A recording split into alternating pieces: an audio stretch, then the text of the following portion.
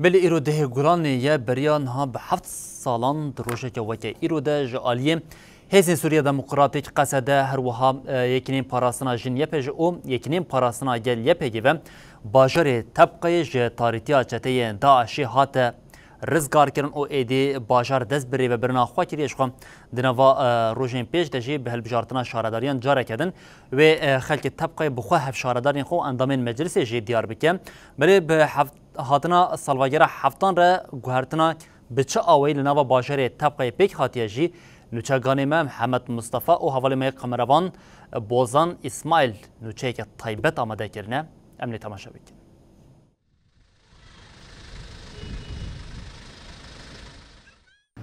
جتارتیه در باسی روناهیه بون جکولتیه ام آزاد بون هاتنا هیزن سوره دموکراتیک روژکنو و زاینکنو بو جبومه بوا گوتنان ولاتیم باجار طبقه اپراسیونا کو هیزن سوره دموکراتیک جبو رزگار کرنا باجار طبقه شروع کن.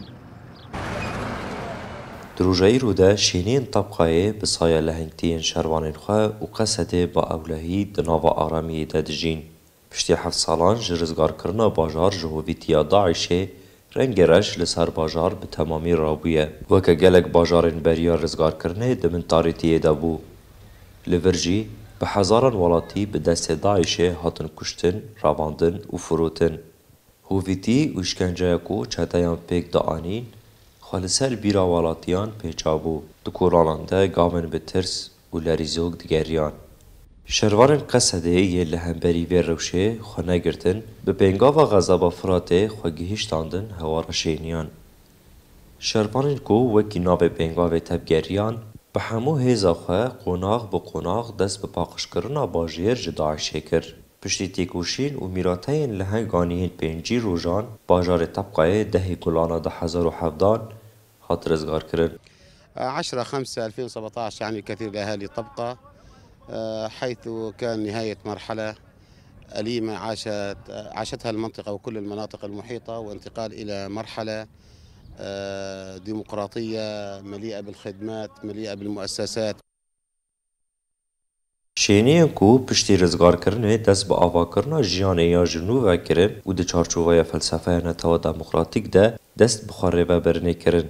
دروجامیا ایرو دجی کل گشتی حرم باکور و رجلاتی سوریه آمده کاری هنه هلبجارتنا شارداریان تین کرن. لطبقه جی کلا جانوی گرتیه. گودن دجه دبه و شینین طبقه جارا دست بکی لبنده با آوایی که آزاد و دموکراتیک نامزدین خواه هلبجیرن. رنگ هاتا گوارتن، مجار هاتا گوارتن، سازی ملوه داره لطبقه چی بون، پر سازی آوا بون، حق و مافی قلمه گشتی بسریانی خواه با آشوری خواه عرب و کرد گی به هفرا به دستکی با باجارا رزگار کرن و تیدا کار کرن. فرق و جدایی تنبو دخواست دجمن که فرق و جدایی ما بین کرد و عربا سریان و آشورا دوردا چی بکه اما نتوا ديمقراط فكرة سروكتي فكرة سروك أبو نيشت كو دجمن بوي أستيك